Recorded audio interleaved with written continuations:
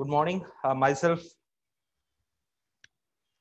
Rajshekhar Kota, Faculty for Public Administration at Law Excellence. So today we'll have a discussion for almost for 1 hour. This is basically called as a booster session. It was there. What is the purpose of this particular session? The main purpose of this particular session called booster session is to rejuvenate your preparation, particularly with regard to public administration, and to give certain inputs or maybe some new insights into public administration discipline as well as into the practice, so that it will enrich your preparation and it will also enable to score maximum marks in your public administration. Now, we knew almost we have 4 months of time for your prelims. What we believed, what we thought was maybe for the next few weeks, there is some time period where we can engage people, particularly with regard to optional preparation. So that is what the main purpose of having this particular session called a booster session. So we'll try to see, particularly we'll try to re-articulate what public administration maybe in this contemporary perspective. Look, we are witnessing certain forces, certain changes. So we'll try to articulate the theory or maybe the discipline of public administration through this contemporary lens for few for some part of the session. Then we'll try to see about a program which we will be going to launch. Okay.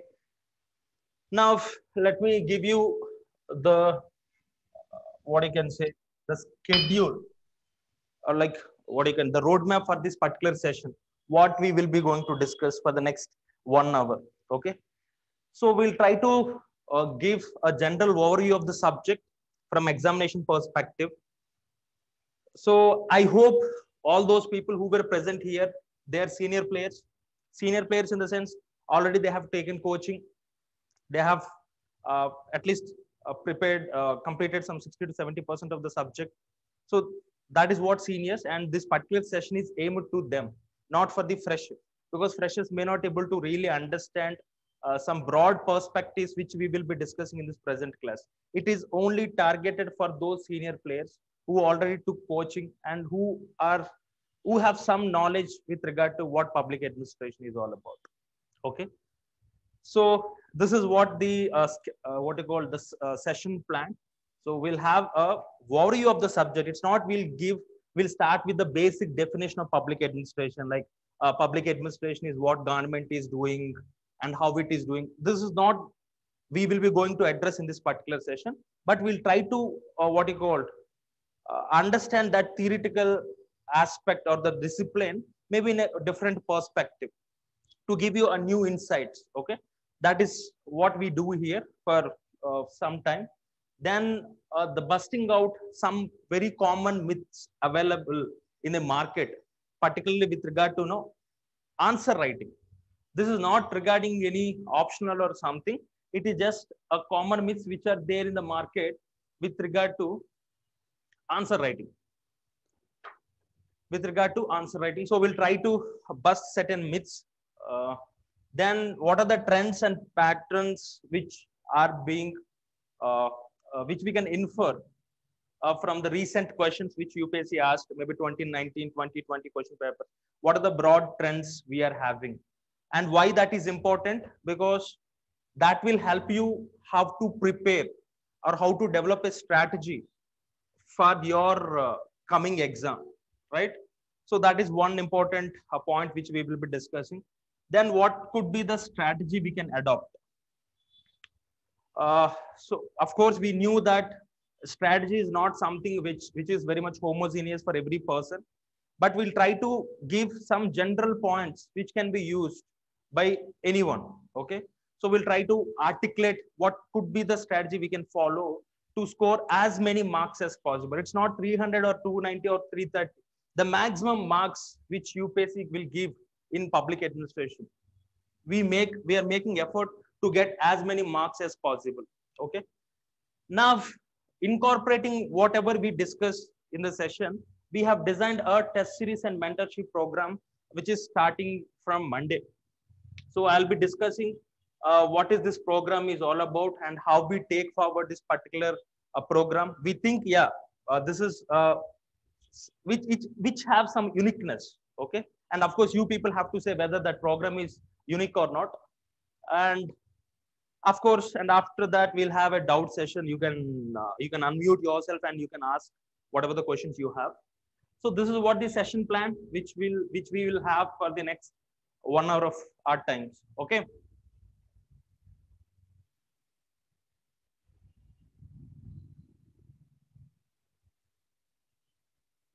So Zoom meeting time out in 40 minutes. So please be, yeah, we'll be finishing within 40 minutes. The crux will be finishing. Okay. I'll try to finish within the 45 minutes. Okay. So that is how I try to frame the entire overview in just 5-6 points. That itself shows how precise we are. The first thing is what we are trying to discuss is the theoretical abstractions given way to pragmatic consideration. See, now we are trying to understand what the subject is from a different perspective. It's not we are trying to define what public administration is and all those, the basic stuff which you people already got. And why are we discussing this is we try to incorporate in the program which we are designing all these particular understandings. Okay, these are of course a new insights which you people can use while you prepare for your public administration optional. Now, theoretical abstractions given way to pragmatic considerations is a very abstract statement. We all knew public administration is more obsessed with certain theoretical questions. Theoretical questions means what?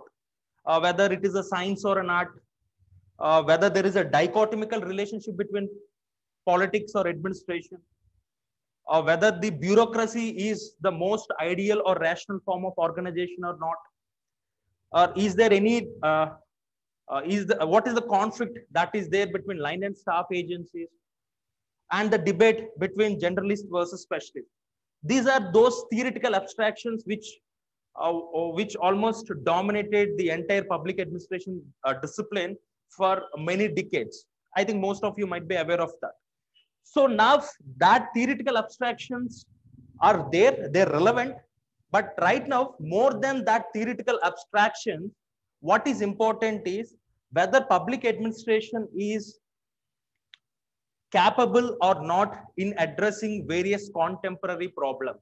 That is what the most bothering question for public administration scholars, public administration academicians, and also public administration practitioners. Even the questions which UPSC is asking also have this pragmatic considerations, whether what is the relevance of it or whether it is able to handle those contemporary problems like urbanization, climate change, the problem like lack of inclusive growth, or the discrimination towards vulnerable sections. Are these issues, can the public administration, can it address these particular issues or not? So these are the pragmatic considerations which are being very much focused upon. And recently when Prime Minister Modi visited probationer, IAS probationers, he was saying the same point, like, now we are least bothered about the ideological questions, but it is all about whether we people as a team can deliver or not. That is what. So the deliverables was very much focused, not only in India, across the world. So that is the major trend which you have to keep it in mind, that theoretical abstractions are important from examination point of view, but the nature of the discipline got shifted from those theoretical abstractions to a pragmatic considerations. That is one global, what I can say, one broad theme which you can keep it in your mind. Okay. Now, contextual forces defining and redefining the public administration or the discipline. We all knew public administration as a discipline is very much contextual. Contextual means the situational forces influence the nature, the scope, and of course the boundaries of public administration. I think most of you might be aware of that particular point. What you call actually that context made public administration discipline more dynamic. Now, this is a very important theme which UPSC most often asking. We'll be discussing in the next slide about that. Now, context is not a static thing. It always evolves, right? Now, what are the situational forces we are in? We have a different situational forces right now. Economic crisis is there. And the limitations of globalization got exposed in the recent times. And the pandemic crisis was there. And the security interest. Till now, like after the advent of this LPG idea, economic factors driven the global interactions. The economic factors was, they played a very important role in determining the, what you call the global interaction.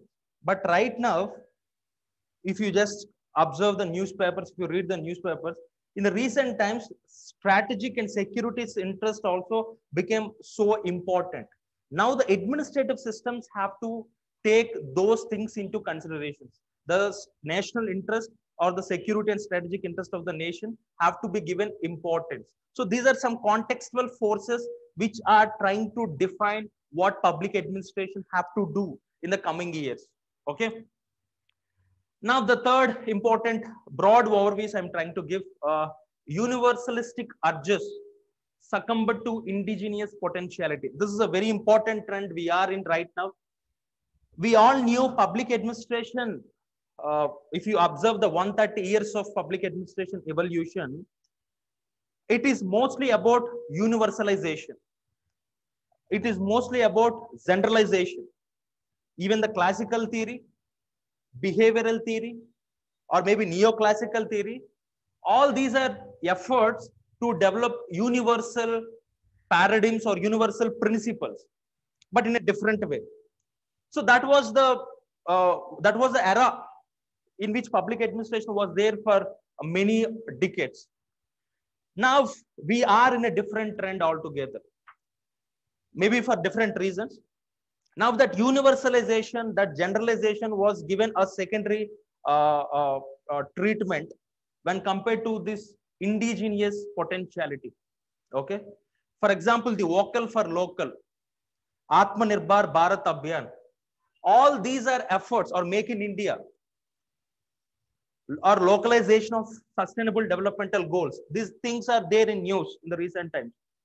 Now, all these are efforts wherein the local solutions were focused upon. The local solutions were taken into consideration to address various administrative related problems. But earlier, the global solutions were focused upon. But right now, the indigenous variety is being promoted. That is a global trend which we are witnessing. It may be because of factors like aggressive nationalism, which is there right now, not only in India, elsewhere too. And or maybe because of the failure of the global solutions in dealing with local issues. For example, now climate change. Climate change is a global problem, but it do not have a global solutions altogether. Local solutions also needs to be taken into consideration to deal with this climate change related issues. Okay. So we are following the same trend. For example, zero budget national farming is one important solution to achieve sustainable agriculture, which is a local solution. Okay. So that is what we are witnessing in the recent times, and public administration as a practice as well as a theory, they have to emphasize on those indigenous potentialities or the local solutions. You in the sense, public administration for the last maybe 8 to 9 decades, you focused on this something called universalization, generalization, global solution. But right now, that is not going to work. So you have to come out with a new ideas which focus on the local solutions. This is one important aspect which is influencing, which is shaping the nature and the context of public administration. Now, compassionate and benevolent attributes shaping the discipline is a very important trend we can see right now, right? Most of the times, the political executive, they're asking the permanent executive to be in a compassionate manner, to be in a benevolent manner. We all knew public administration traditionally used to be characterized by high-handedness, arrogance, okay, insensitivities, lack of responsiveness. These are some attitudinal traits of bureaucracy for many decades. These are attitudes. Please unmute.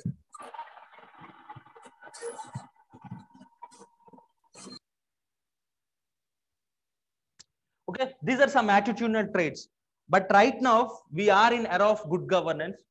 We are in era of citizen-centric administration.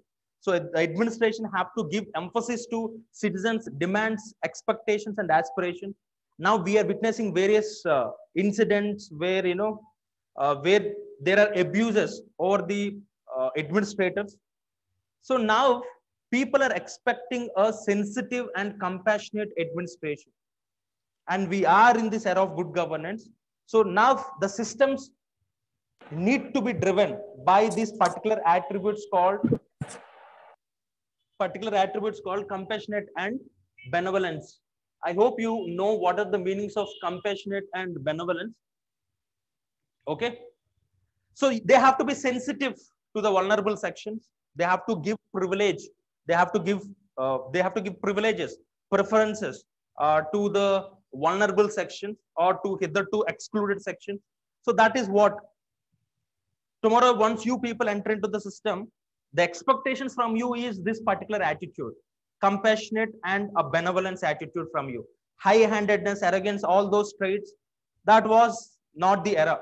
Okay, that was there maybe 1950s, 1960s, but now it is something else. So this is one important behavioral attribute that is driving administrative systems in the present decade. Now, ability to manage crisis, determining the capability of the systems, a very important point. Now, we knew one important theory, I think most of you might be knowing it, called contingency theory. A contingency theory says an administrative system needs to be adaptive to the situations. And any administrative system which can adapt itself to the changing situation, that will be the most efficient and effective system. That is what contingency theory is all about.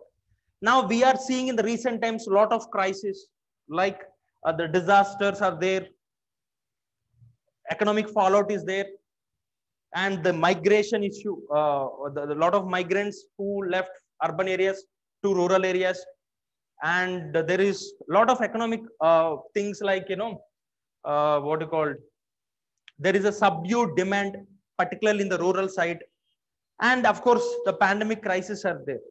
Now in this particular crisis, it is all about the resilience of administrative systems. If the administrative systems are not resilient enough, it is not so easy to handle such crisis. It's not only, I'm speaking about public organizations, even private organizations also. So now there is a challenging aspect. What is the challenging aspect is public organizations and private organizations, they have to restructure themselves to deal with this crisis, whatever the crisis which we are witnessing. So tomorrow, or maybe in the coming years, any organization which is successful, if you want to identify an organization which is successful, the immediate answer which you get is they are able to deal with the crisis. If they're able to deal with the crisis, obviously they'll become a successful organization. And now crisis management was a very important factor which administrative systems have to work upon, right? So it's both organizational structure and obviously maybe in the next 5 years, you will have the Minnobrew Conference 4. Already we had 3 Minnobrew conferences, and maybe in 2028 you will have Minnobrew Conference 4. In Minnobrew Conference 4, obviously this particular issue will be given importance. How to handle or how to deal with crisis. Okay. and administrative systems needs to be capable enough to handle such crisis. Okay, that is one important point which is going to drive the nature of public administration, not only nature of public administration but the entire organizational theories. Okay, how effectively they can handle the crisis. And if you just observe the evolution of public administration, maybe the first 3-4 decades, most of the times public administration try to develop theories in a closed what you called in a closed perspective. They hardly taken consideration of the external factors. Till 1960s it was a rare thing to consider the external factors or the ecological factors and their influence on administrative systems. And even in 1960s and 1970s, when ecological factors were taken into consideration, even then the ecological factors haven't they were not understood what exactly in what way they influence the public administrative system. That is what the criticism against FW Riggs comparative public administration. He failed to really understand what exactly these ecological factors are. Okay, so now we have to move from that particular theoretical mold. We have to understand the ecological factors more effectively, and you should develop systems with more resilience so that they can deal with whatever crisis which we are facing. This will be going to be the theme for the next few years in public administration practice as well as theory. Now, the other important point, I think most of you will be aware of it, technological revolution driving the reform process. There is one important theme which most of you will be aware of it, called administrative development. Administrative development is nothing but restructuring the entire administrative process to meet the developmental needs of the people. That is what, in a brief, what administrative development means. Now, there are some other important forces right now in our country, not only in our country, across the world, that are trying to alter the nature and the scope of public administration. And these forces, I can put it as technological forces. It started somewhere in 1990, but now the intensity with which these forces are present is so high. Now, for example, in the recent times, artificial intelligence, cloud computing, real-time governance, drone technology, usage of drone technology in delivery of services, okay, and virtual organizational spaces, virtual organizations. Now, data analytics, data management, and of course, management information systems, and what you call the precision, the precision that needs to be followed in a governance. These are some technological advancements, and of course, fourth industrial revolution. These technological advancements are influencing the nature of public administration. And obviously, this will be some questions which you people have to look upon, you have to think upon, and surely UPSC will be testing on these technological revolutions and how these technological revolutions is altering the nature of governance in our country. Obviously, these technological revolutions, they improved the ability of administrative systems to deal with a lot of issues. Today, with drone technology, maybe what you call some drugs and some other common services are delivered at various places. Now, geotagging is used to locate the assets that were being constructed. Now, like Pragati app is there where you can monitor on real-time basis.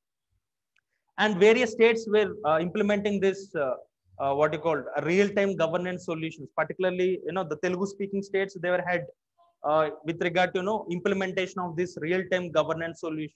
So all these technological advancements will shape the public administration in the coming years. Already it is influencing, but now it will be influenced more.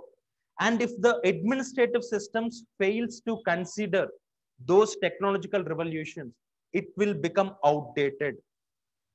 The administrators, as well as the administrative system, they have to accommodate those technological advancements to deliver better governance to the people. So this is one solution. Technological incorporation is one solution to achieve efficient and effective governance. There is no doubt in it. And this particular theme will be there in the public administration for the next 5-6 years, maybe more after 6 years or 5 years. So this is right now, we are in that particular era of technological advancements. So that is one point which public administration have to take into consideration. The last broad point is metamorphism in the nature of accountability of the system. We all knew what accountability is all about. I'm not going to define what accountability is here in this class. Now, we are not in the traditional accountability mechanisms right now. There is a new forces. There is a new set of forces which were very much present right now to enforce accountability. One is the social media activism. And recently we have seen a lot of privacy related issues, right? Or security breaches. Now, for the next few years, this social media revolution or the social media activism will be there in enforcing accountability on the government systems.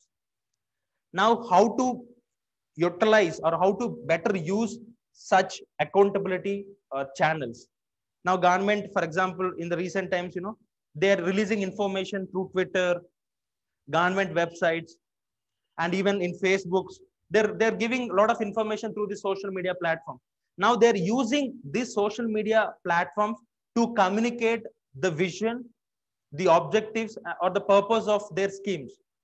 And even the people of this country using the same social media platforms to enforce accountability on part of the government.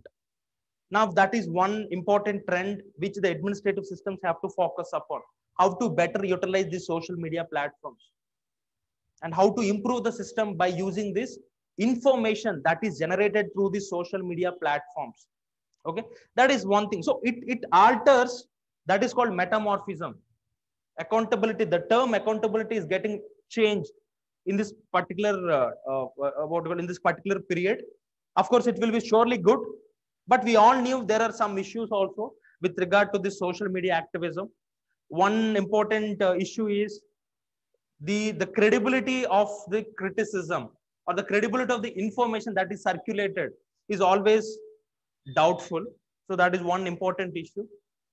And of course, the privacy related issues are also there. So these are some issues which the administrative systems have to tackle with. Okay. So these are some global, trends which we are in the recent times, which will try to define the subject, which will try to articulate or re-articulate the subject. And these forces are also very much important because UPSC might also consider such forces while framing their answers. And if you see 2020, 2019 question papers, somewhere, you can find these forces are very much there. Or what I mean to say, UPSC have acknowledged such forces and implication of such forces on public administration. Maybe in the coming years, the questions will be reflecting more on these broad themes. So when you read the subject, when you start reading a particular theory, you have to think that particular theory or apply that theory in this contemporary perspectives. That is what this particular slide is all about. It's not for a freshers. I told this is for only those people who are seniors, who already done with their preparation. So who know something about what public administration is. So for example, universalistic urges. If you don't know that, what classical theory, behavioral theory have told with regard to universalization, then you cannot make sense out of this particular point. We all knew the entire public administration is an effort to make some universal principles or universal postulation. That was the obsession which the public administration scholars had for the last not 4 to 5, more than that, maybe 8 decades. But right now, that is not the issue, because now global solutions will not address the issues which we are facing.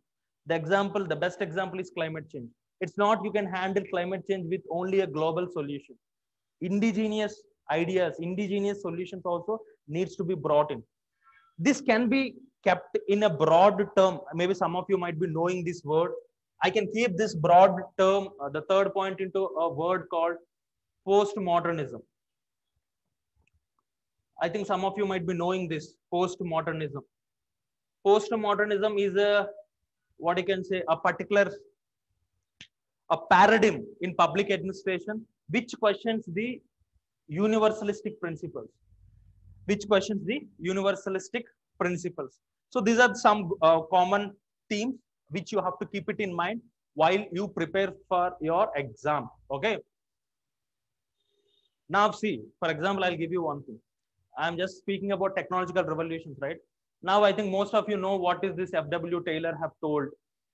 Now F.W. Taylor developed his theory called scientific management theory in the context of first industrial revolution. Somewhere around that, he developed what this what this scientific management theory is. Now we are in this fourth industrial revolution. Now obvious question will be, what is the relevance of this guy in this fourth industrial revolution? Now in first industrial revolution, he used technology. For example, he used some instruments or some tools to increase efficiency or to increase productivity. Like that is what scientific management is all about. He came with one best way of doing things by some technological equipments.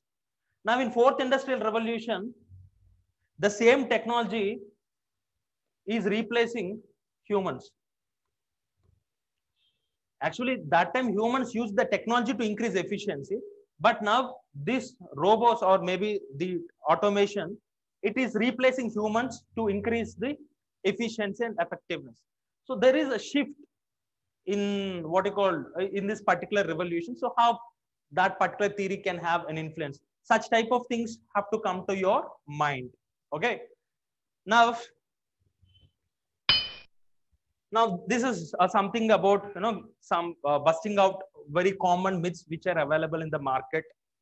Now the program which we are going to design is an effort to bust out these myths which are very much available. What is a very popular myth which is available?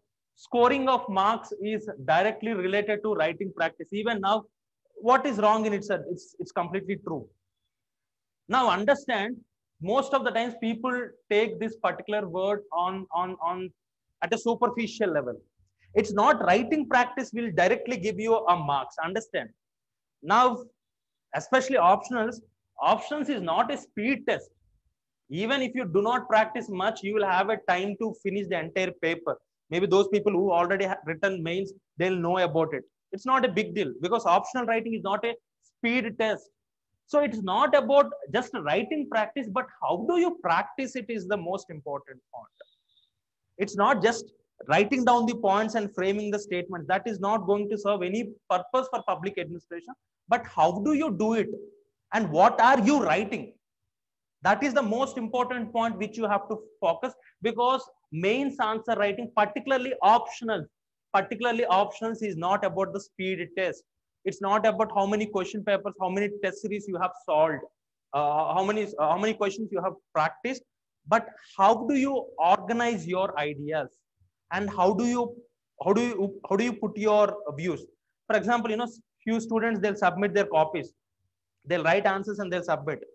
And they'll just say one thing, sir, every day if I do practice some 4 or 5 questions and I'll get everything. But after 1 month of practice also, nothing improvement I can see in their answers. It's because your focus is on just writing practice, but not on the thinking. What you are writing there, how you are organizing. So more than writing for namesake, it is all about what do you write and how you organize those ideas. That is the most important point, and scoring of marks is directly related to that organizing rather than just mere practicing. Practicing is important, but more than practice, how you frame your answers and how do you put in. So how qualitatively you do it, that is the important, not the quantity. This is one thing which you have to keep it.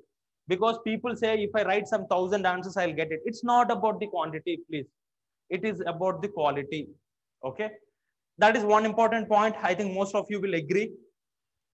Second important point, bullet points, diagrams, and colorful presentations exponentially exponentially increase the scores.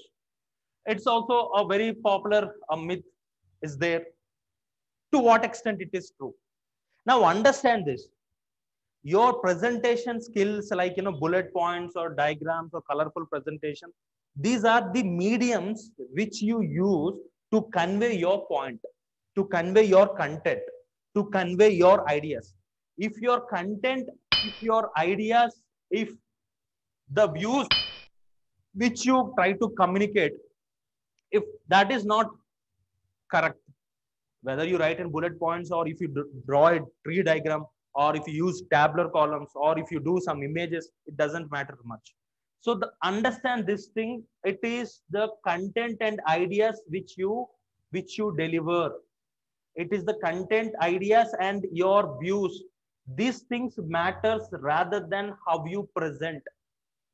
Even if you are good at these things, if you write in paragraphs, you'll get good score. If you write in bullet points also, you'll get good score. Whatever format you choose, it all depends upon the nature of the question.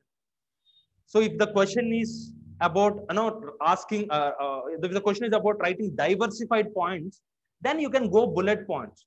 That doesn't mean just writing in bullet points or giving some diagrams will obviously give you a maximum marks is a big blunder and myth. It is all about the ideas and views and how you do it, whether through paragraphs or through diagrams or maybe through presentation. This is important. Okay, so what I'm trying to say, this is just a mean, not an end. Understand, that is a mean but not an end. So don't just too much get obsessed with regarding bullet points, diagrams and presentations. Okay, and remember, your answers will be read by the professors, and it's not professors just gets tempted when you write, when you give a diagram there. It is what are you trying to convey through the diagram. That is the important, and how effectively you are doing it. Okay, you want to communicate something and you choose a diagram to communicate effectively, you can do it. But the content is the most important, or the views or the ideas. Now, most of the times people, follow this. They'll write just introduction for a namesake. They'll write conclusion just for namesake, and they'll just write whatever the content they have. And they think this body is the important point. Just they'll write introduction and conclusion for namesake. Never write introduction and conclusion for namesake. And actually, if you're very good, introduction and conclusion plays a very crucial role to get that extra marks in your answer. So introduction and conclusion are the most important things which you have to focus on.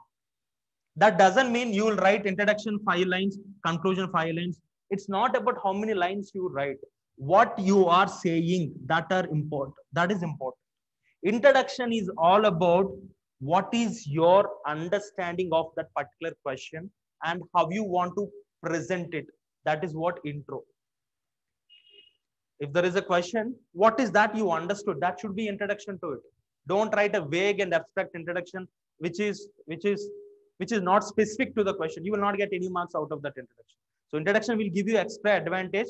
So use that very carefully. While you write introduction, make sure that introduction is making something sense and it is reflecting what the question's demands are. Okay, focus on that. And conclusion is all about, consolidating your views on that particular question. Okay, and most of the times that consolidating of views should end with a very optimistic note. Most often we follow that. So this is one important point you have to keep it in mind. So generally, while we go through the answers, generally people write one line. It's not just for namesake they'll write introductions and conclusion. That will have a negative impression on the answer.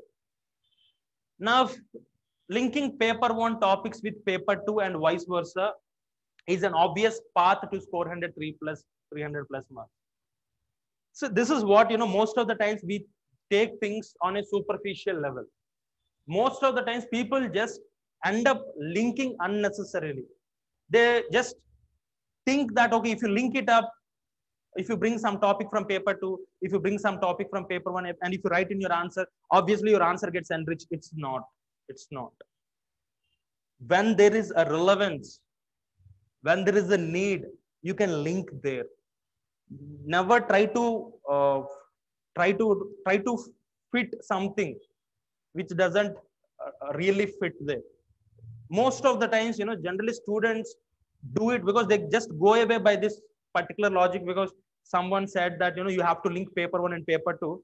They'll just link paper one and paper two, but Are Baba, the question haven't demanded such linking. Please understand that.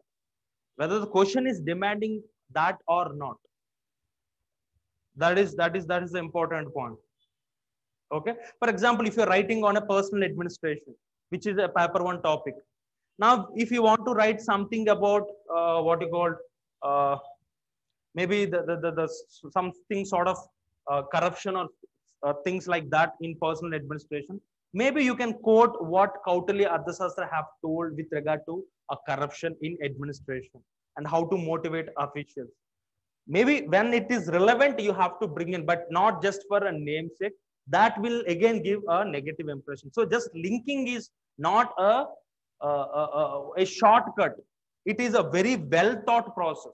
When you link, you have to be very conscious that you're linking to enhance your answer, not for a namesake. That is one thing which we have to do it. And sometimes, people in this particular point, they'll try to fit in some current affairs to show that, yeah, we are aware of current affairs. What to do? What you will get out of it? Just fitting of random current affairs without, there will not be any scope actually, but because some current affair to show to the examiner that, I'm aware of such, I'm aware of a particular current affair, they'll try to incorporate it. And it will also not give anything to you. It will not add value. Understand this. These are the very basic points. So don't do these things for namesake. There should be something substance. Okay. And most of the times people say, when we evaluate, when we give a less amount of score, sir, sir, I brought in current affairs. We linked paper one and paper two, and I used diagrams. So we have to give you a mark. And Baba, you're not addressing the question. What I'll do with all this stuff if you're not addressing the question? Right? These are the tools which you can use to address your question. These are not the final ends. Understand this. Paper 2 is all about current affairs. No separate study is needed. This is again a useless thing. Paper 2 is scoring, first of all. Paper 1, okay, fine, but paper 2 is relatively scoring. And you have to, that is public administration paper 2. Understand this. Indian administration, it's not a general studies. So you have to read some theoretical substance in it. For example, when there is a conflict between Prime Minister office and maybe a central secretariat, a cabinet secretariat. Maybe you can bring in the notions of line and staff agencies, or maybe a generalist versus specialist. Some theoretical addition should be given, which really fits into that particular thing. It's not like a GS paper, understand. It is Indian administration paper and you're writing part of public administration. You can write the current affairs part, but you have to write in such a way that you are a public administration student. So you need a preparation for it. You need preparation for it. Current affairs is needed, but most of the people avoid because we are reading current affairs. Why to read public administration paper 2? It's not like that. Whatever current affairs you read, you have to fit into this paper 2 public administration. Okay, but you should not dilute that public administration essence. Okay, and which only you people will have, not a GS student. Surely GS student will not have a public administration essence. You people will have. So whatever the current affairs you read, you have to read from an administrative perspective, from public administration perspective. That is one thing. So most of the times people say, why to read paper 2 and it's all about current affairs. Okay, it is all about current affairs, but how you write, how you present your answers also matters. So don't dilute your answer like a GS answer. Now, balanced opinion is the best way to score marks. I'm not countering it.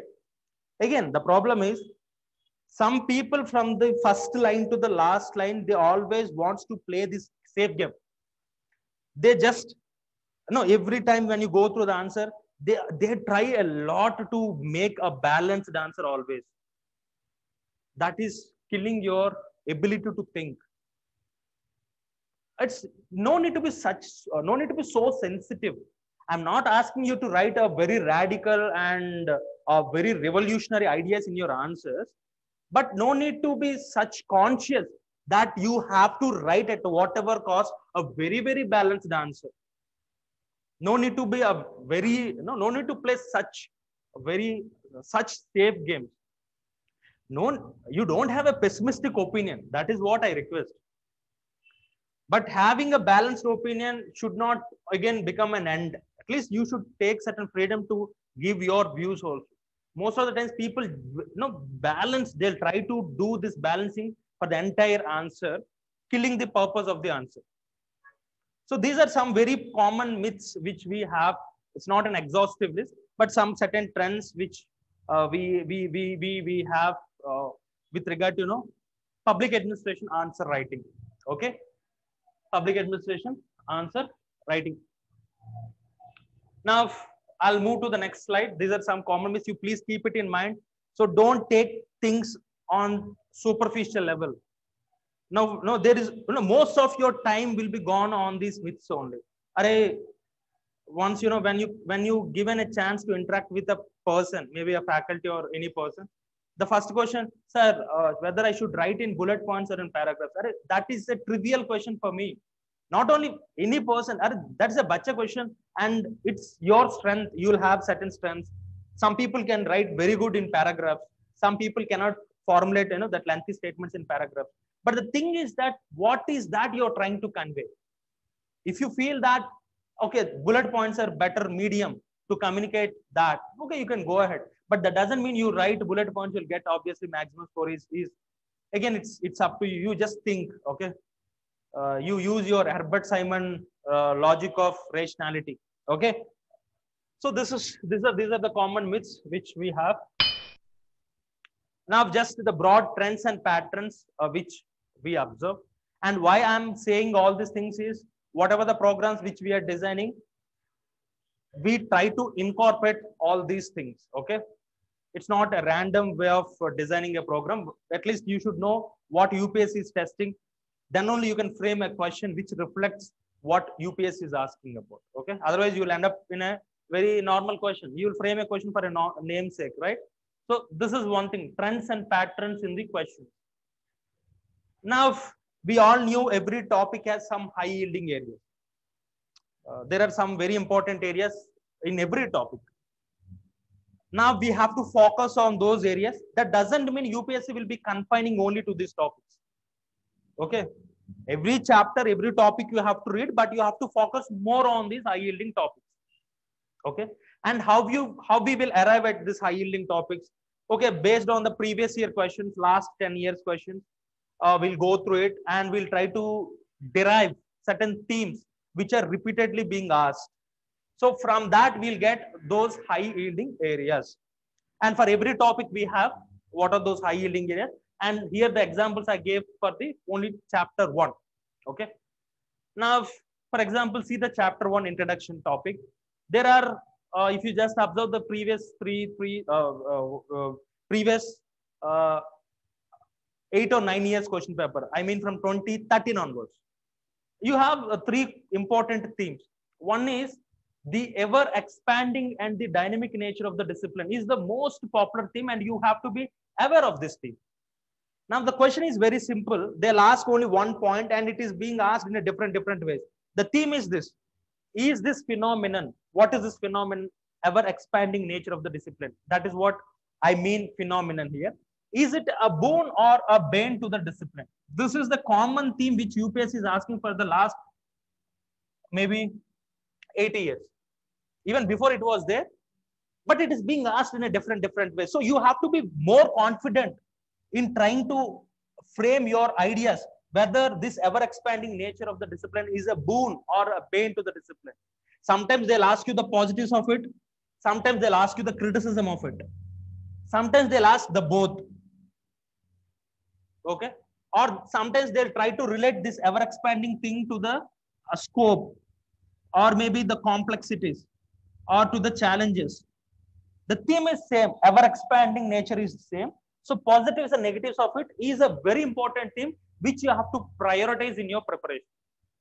So this is one important theme which we derived from, after looking into the recent questions. Okay. Now the next important theme in the first chapter, I'm just speaking about the paper 1, chapter 1. Okay. The evolution history of the discipline. This is again a very important theme because This is the crux of the discipline. The evolution of the discipline is the crux. Now, how these evolutionary trends impacted or influenced the discipline as well as practice. It's a very important thing. Now, these evolutionary trends, they're asked in a positive way and also in a negative way, whether it impacted in a positive way or in a negative way. Every evolutionary trend, it can be the crisis and identity paradigm or NPA paradigm, or maybe this, what I can say, the state minimalism paradigm. All these are very important evolutionary tendencies and how they influenced the public administration, both positives and negatives. This is the most important thing which is being asked. Now, the third important theme which you can find is the modern aspects or modern models like governance and of course LPG, and its administrative variant is NPM. LPG is the political economic philosophy, I think most of you might be knowing, and its influence on administration is manifested through NPM, New Public Management. Now, how these particular themes are influencing particularly the 21st century administrative systems. This is again a very important theme, very, very important theme. And in the last 6 or 7 years, this question was mostly focused upon how LPG resulted in corporatization of the state, corporatization of the state, okay, and how governance influencing the system. These are the most often asked themes in the recent times because the relevance of these themes are there right now. So these are some high yielding themes which we have to be clear first. Then yes, you can go to these other topics which we have, okay. So this is how we do it for every chapter, and we call this as an approach paper. For every, before the start of week, we give you an approach paper. I'll be discussing all these things. Just wait for a minute. So this is what the one important trend which we focus. So we'll try to extract high yielding areas, and we'll try to give, okay, these are the high yielding areas every chapter is have, and you also have to understand what are the high yielding areas. Okay. Now, other important trend is like, from 2011 to 2016, 2015 or 2016, the nature of the questions were completely different. The nature of the questions was completely different. And from 2016 to 17 to 2020, the nature of the questions are different, completely different. In this particular period, the questions were more of academic. Academic substance was there, the framing, the jargon used, they are of more academic in nature. And because of that, the subject also became a little bit, what you call tough. And of course, that time the marks given were very much less. Questions, understanding of the questions also became so difficult. But 2016 to 17, now the questions are mostly of analytical and application based. Take any question, they are mostly analytical and application based, nothing else. And the theoretical, what you call the theoretical aspect of it also got diluted to a greater extent. That theoretical sophistication is not there in the recent questions, and I believe this trend will be there because in the previous slide, when I was speaking on overview of the subject, what I have said, theoretical abstractions gave way to pragmatic considerations. This is a broad theme. Now we are not so worried about the theoretical aspect of it, but what is the relevance or what is the pragmatism with which these people have to work, the administrative systems have to work. This is the broad theme. Even the way UPS is asking questions also fits into that broader theme. Okay, because the nature itself, the subject nature itself is changed. So analytical questions and application centric questions or academic questions were being focused before. Now it is analytical questions were being focused. Just see these two questions which were asked in the recent time. Okay. Principles of analysis and principles of action. Principles of analysis and principles of actions were not differentiated in Taylor scientific management comment. It is basically analytical question. What about asking what F.W. Taylor have told to us? Nothing. Please unmute.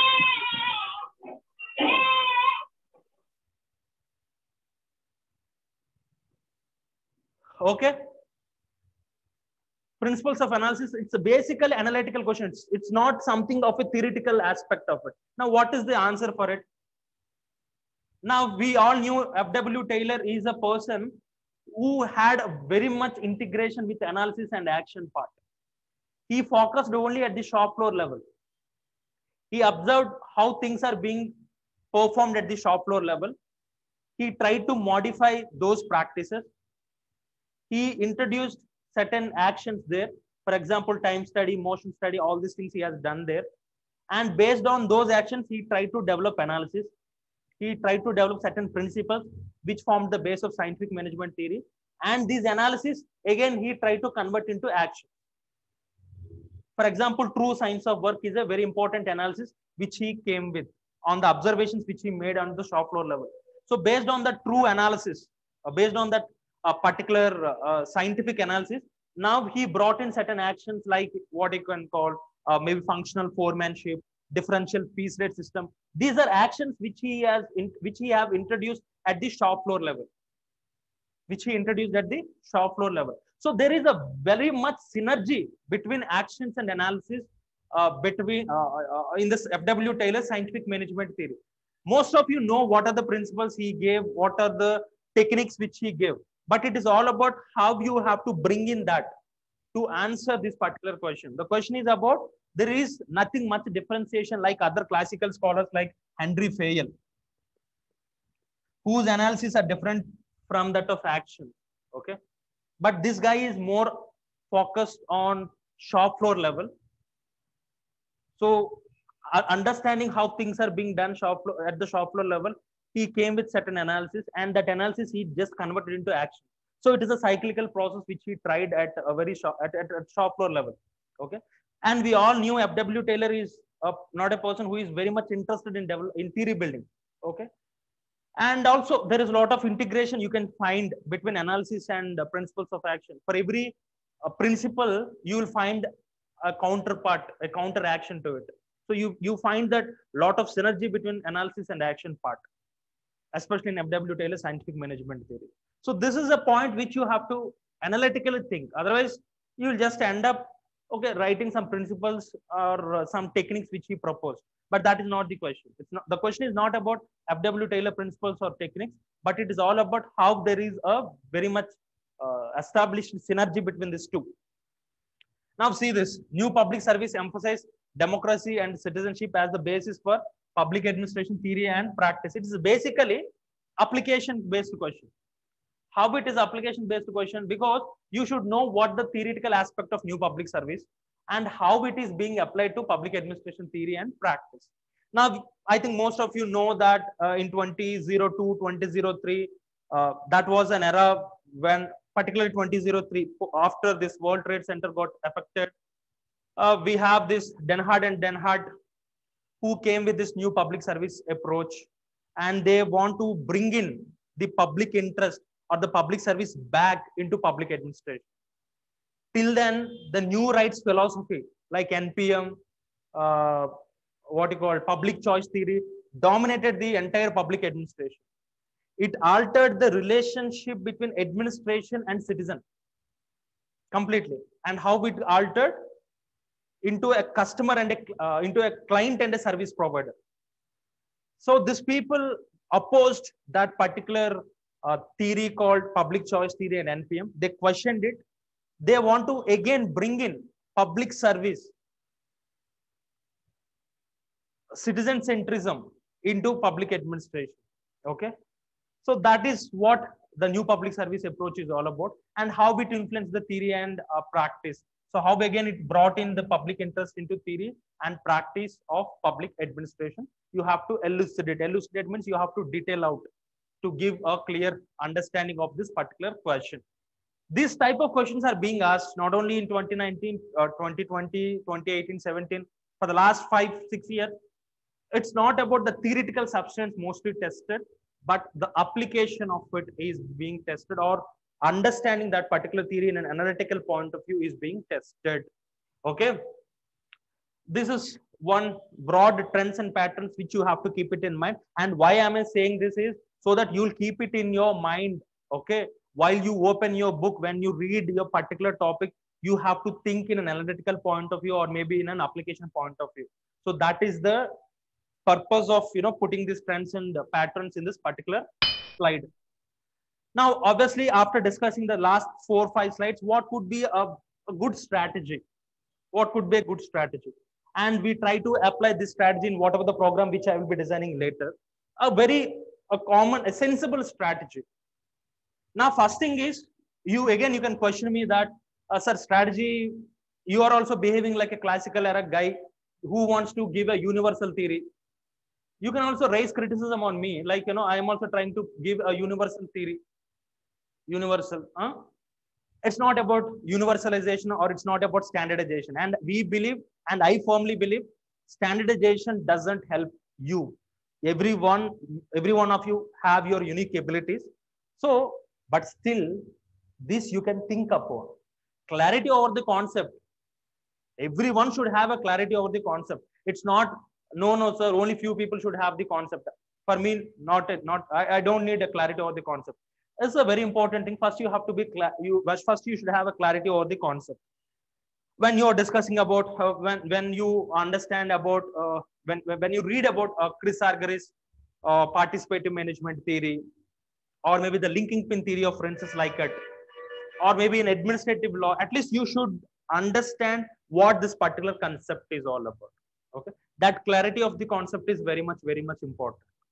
If you see the F.W. Taylor concept, the question which we have discussed in the previous slide, if you really do not know what exactly scientific management theory is all about and how those theory got developed, it's not so easy to write an analytical question on it. Never. If you don't have a clarity on the particular concept, analytical questions, you cannot do justification. This is a very hard fact. Okay. So clarity over the concept, you have to be aware of what exactly this concept is all about. That is the first thing which you people have to do it. Now understand the utility of the concept. Why are you reading that particular concept? Is there any relevance of it, or what I can say, what is the use of that? When you read scientific management, it's not, you don't just by heart that, okay, there is one best way of doing things. But what is the utility of this particular terminology called one best way of doing things? What are the repercussions of it? Or what are the consequences of it? What is the use of it? This is how you have to approach a particular topic. Otherwise, you will end up just what you call mugging up a particular topic. So try to think from this utility point of view, or maybe a relevance point of view. Okay. Politics administration dichotomy. It's not just remembering, okay, politics administration dichotomy is something where politics shall not interfere into administration, and administration have to maintain equidistance with politics. But why? What is the use of it? What is the utility of it? These are the questions which you have to think in your mind. So that is one aspect which you have to keep it in your mind while preparing each and every concept. Compare and contrast. Comparison will give you a better understanding. We all knew it. You can understand a particular topic not in silos. Okay. For example, now you read about F.W. Taylor. Okay, why don't you compare F.W. Taylor with a Kautilya? Or why don't you compare him with maybe a behavioral scholar like Chester Bernard? So this comparison will deepen your understanding. That is one important point, and this will also enrich your answers automatically. So you have to do it, comparison and contrasting with theories, with various concepts. You have to do it. It's not you have to read everything in isolation. That doesn't happen. That doesn't give you the extra edge. That doesn't give you extra edge. If you just read F.W. Taylor only from his point of view, you will not get an extra edge. Apply contemporary lens. Apply contemporary lens. I think you know. All these things.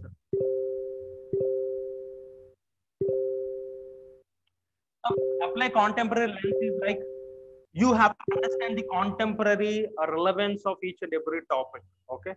For example, the Max Weber bureaucracy. We all knew Max Weber bureaucracy was a very much important. But what is the relevance of this particular structure right now. Is it important? What is the utility of it's like how the structure got changed. So this contemporary dimension, or I can say this current affair approach, to certain extent, have to drive your preparation. Okay, each and every theory and what is this contemporary relevance of that particular theory, you have to focus upon. Now, presenting those ideas is the most difficult job in public administration. Maybe the first 4 steps you can easily adopt. It's not a big deal for you, but can you present them in a very precise way? This is the most tough job actually in public administration. Now, how you place down the above things in a very precise manner, in a very simple manner, this is where you have to do something sort of, putting down your views on a paper. Okay, some people call it as writing practice, maybe some people name it as a test series, whatever name you give it. There should be some effort where you convert your ideas onto a paper. How precisely you do it? Sometimes, we find students who very beautifully express their ideas in the class, but when they put down an answer, it's like something else. So that is one important point, and this is the key point for getting a very good score. It's most of the toppers, like, when you are a senior player, you'll have a clarity. Obviously, you'll get the clarity. And of course, you can also know the utility of it. Yeah, compare and contrast, you can do it. When you're reading current affairs, you will understand through a contemporary lens. But how to present it very precisely and in a simple manner is the most difficult job. This is where you have to work it upon. And organizing of ideas in a very structured way is also a tough thing. You may have random ideas, but how you structure it? Don't put your ideas in a very random way, because that gives an immature impression. It gives an immature impression. So that you should not do it. You have to put it, all those ideas, in a very organized way. And this is one key strategy which you have to follow to get a maximum marks. Either you structure it in bullet points or paragraphs or whatever representation you take it, but you have to make sure that things are very much structured. Okay, this is one thing which you people have to keep it in mind while you are preparing for this exam. Particularly, I'm speaking about public administration. This holds good for other topics also, but only for public administration, I'm more bothered about. Okay. So first thing, you keep it in mind: clarity, utility, then compare, contemporary things, and preciseness, and structured manner, structured arrangement. This is something where you have to work upon to get maximum score. See, those people who are getting 230, 250, and those people who are getting 270 or 300, there is nothing much difference. It's not they'll have more content than you people. Content is same. How organized they are, how structured they are, and how beautifully they're presenting. These are the things which differentiate these two types of people. It's not this person will have more content than what content extra will have, same content, but how he's trying to reproduce it, or how he's trying to present in that particular 5 or 6 minutes of time is an important point which you have to work upon. So this is what the core strategy we have. Now the program is this test series and mentorship program, which we are starting from this Monday. Okay.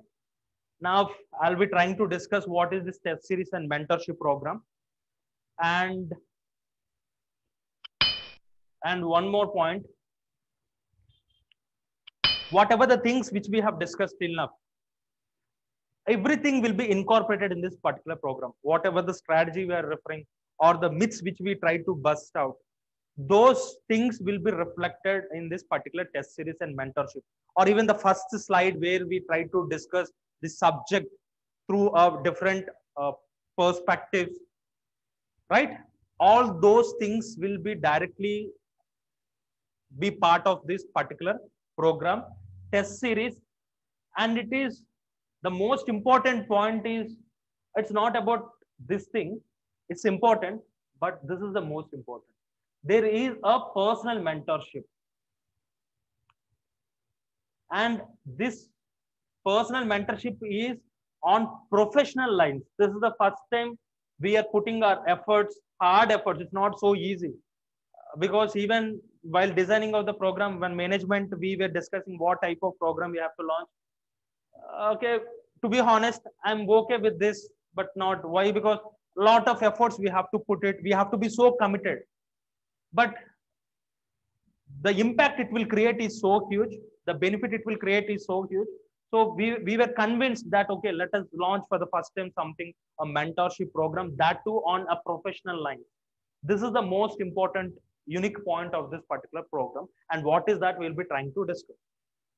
So it's basically a 7-week test series program. It will be starting from this particular Monday, I think 21st, and it will be there ending on August 8th. So you will have almost 2 months of your time left for your civil prelims preparation. So we'll be doing everything by August 1st week, the entire program. So it's a 7-week test series and a professional mentorship. Professional mentorship is like this way. We'll give you a question paper, right? In every week, we'll give you a 2 slots, individual slots. And we'll have a 15 to 20 minutes or 30 minutes of discussion. And whatever the discussion we have with regard to the subject, it will be documented. For example, I'll open a sheet on your name. The first discussion happened on so and so date, time is so and so. What are the points we were discussing? And just we'll try to understand your abilities and how you are performing and what is your understanding of the concepts. And we also conduct test series, right? We'll be discussing the evaluated sheet, answer script. It's not just we are giving you reviews. We'll try to discuss what is there in it in this particular half an hour to, it can go. It's not just we have to finish the session in 15 or 20 minutes. We can go for 30 minutes. 2 slots will be given to every student in a week. It's like a personal, professional mentorship with the test series. And in this 30 minutes, you can ask about a particular concept, you can discuss a particular issue, or you can say, like you can submit an answer, or we'll be trying to discuss the evaluated transcripts which are given to you. Okay. And everything will be documented. Everything, it's not just an informal sessions. Every session will be documented.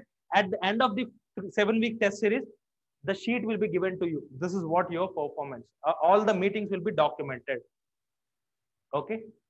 Now, this is one important point, and every question will be designed with utmost seriousness. Yes, there is, because we all knew a lot of questions are available. Nowadays conducting of test series becoming so easy, but for me it is so tough because you have to think for every question. When you want to give an FW Taylor question, it's not like you can pick up a normal question and give it. You have to at least think out of the box. Okay, what are the trends right now going on? How we can frame something new. That uniqueness always is a very tough job because it's not so easy to be always unique. But that is the most important point we are trying to focus. Questions will not be at any cost repeated. And the open challenge is, if you can prove a particular question, you got it from anywhere, we'll repay you the money. Public administration, I'll repay you the money. If you can find this, so this question is there from there, this question is there from UPSC. Maybe UPSC, that, what do you call that thought process, we may reflect it. That thought process, yes, we reflect it. Otherwise, we'll get deviated. Now, I cannot ask a research question in public administration, which UPSC is not asking. So, that thought process, which UPSC is trying to do it, we'll try to imitate that. We'll try to imitate that. There is no doubt in it. But sometimes we'll try to also think out of the box. We'll make an effort. But repetitions, all this stuff, we don't do it. And it's the faculty who will be framing the questions. It's not we'll delegate to some student who is preparing for the public administration optional. It's not, okay, I'll ask him, please do some questions and give it to me. No, because we take with high seriousness in framing each and every question. We will not give you 100 or 200 or 300 questions, but whatever the questions we give with utmost seriousness, so that you will feel something new is being asked. Okay, this is one assurance which we try to incorporate it. And I gave you open challenge. If you can prove a plagiarism in the model answers which we write or in the questions, your money will be given you back. Okay, for this program, test series and mentorship, the thing which I'm saying is to give you the intensity, how much effort we will put in. Test series is because now many market players are there. You can get a test series, not a big deal, but what we will try to do is this particular point. And reflecting the trends, whatever the trends we try to give for every chapter, When we frame a question, it's not we do it randomly, but we will see what is the previous trends of it, because we'll give you an approach paper. For example, next, for example, the test series starts on 21st June. Suppose we gave you chapter 1, 2, and 3 assume. Now we'll give you what is the approach you have to follow this particular chapters before you start reading. We'll give you a broad approach, and the approach is based upon the trends and everything, so that now you will be focusing on the right areas. Now, whatever the questions we ask, also majority of the questions will be based on the broad trends and patterns. This is one thing. Time-bound deliverables, I'll be showing this in the next slide. What is this time-bound deliverables are? Approach papers are given. Approach paper means how you have to read a particular chapter. And before the start of week, we'll try to give the, it's not we'll try, we'll give you the a paper before the start of the week. Model synopsis will be given. It's not a model answer, it's a synopsis. And synopsis, again, I'm trying to say it will be own words. It will be own words. It's not copy paste. No, or it's not we'll delegate to someone, to a student who is preparing for this exam. Arey Baba, please, why don't you give me a model answer? Why don't you pick some content from 2 or 3 books and give it? No, no, not at all. Even we are ready not to give a model answer, but if we give, we do it on our own. Again, no plagiarism, nothing sort of that. This is what this particular test series and mentorship program is all about. Now we'll try to see what schedule is there. This is what a schedule which starts on 21st Monday. So this is the 3 chapters which you have for the first week. There will be a test conducted and evaluated transcripts and test discussion. There is a deliverable which you have to see here.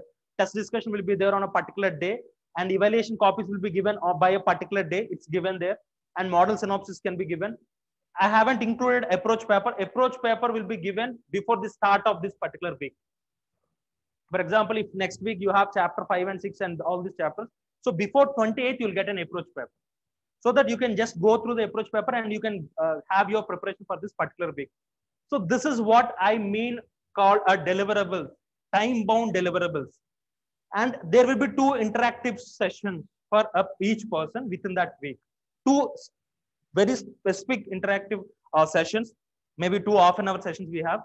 If the demands, means if the student want a little more, maybe he's not able to cope up or some extra support he need, we are ready to give. Okay. And there are some people who are capable with, with 1 or 2 interactions, but some people need something extra to motivate, or maybe to keep them, to maintain their momentum. And this, what is the toughness in optionals or this exam is sustaining of this momentum. This is the most toughest job. And why we are giving a personal mentorship is to retain that momentum. Everyone have the same abilities here, but the problem is momentum will not be sustained. One day we'll read, we'll take rest for 5 days. One day we'll come to the class, we'll not come for the remaining 5 classes. We expect 300 plus out of the marks. How? So maybe you can say, no, because of so and so problems, whatever problems it is there, we'll try to maintain that momentum through this interactive sessions. It will be like a productive interactive session. So 2 slots will be given to every person, and that is what we'll give you a slot when, for example, now you're preparing for this chapter 1, 2, and 3.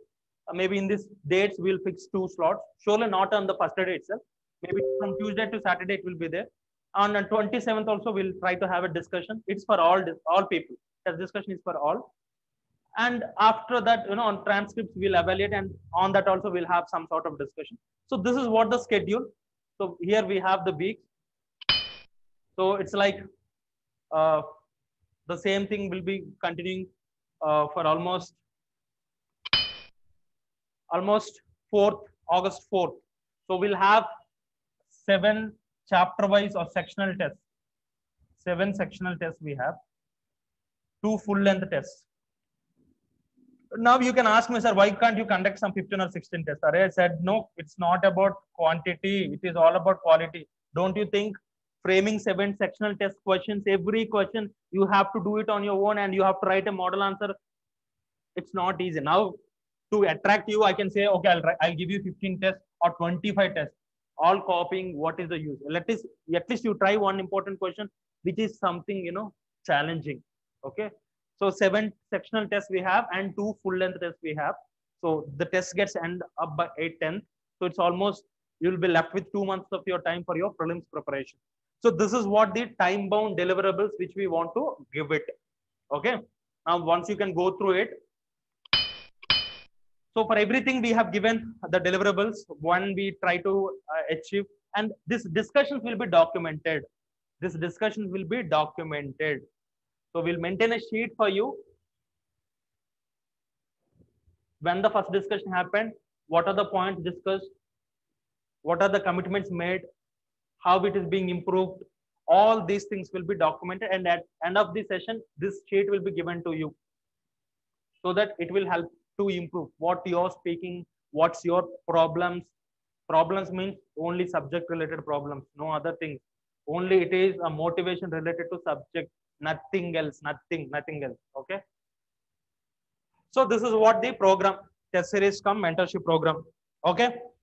I'm done with this particular session. Now it's open for your doubts. You can ask whatever doubt you have. We'll wind it up because it's almost the time. Anyone, if you have any doubts, you can just unmute yourself. If you're not willing to unmute yourself, you can text so that I can see the message there.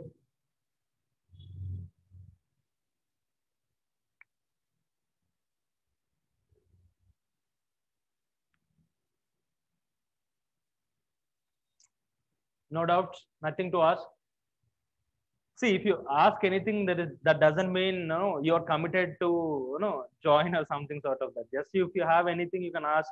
Maybe any subject related doubt, maybe conceptual doubts or anything, you can also ask. Not a big deal. Okay, but confined to this public administration. Now, major trends. I think in the first slide you could see that Mission Karma Yogi and all these things. Vocal for local. These are some important aspects which are there in news, which surely will be part of public administration questions in paper 2. And vocal for local is not just a independent event that happened in India. It is a global trend where countries which focusing on local solutions. Okay. Any doubt? Okay, then for any inquiries, I think you can call to any of the numbers. You can call to me, not an issue. My number, I'll be available on this number, 9912716978. You can take down. If you have any doubts, you can call to that number, 9912716978. Okay. Don't use for wrong purposes, please. Okay. Just for any issues regarding to this public administration, you can call. Okay. Please don't share. 9912716978. Okay, fine. Okay, I'm closing this session. If you have any doubts, you can ask. Otherwise, just I'm winding it off. Okay, then. Thank you, one and all.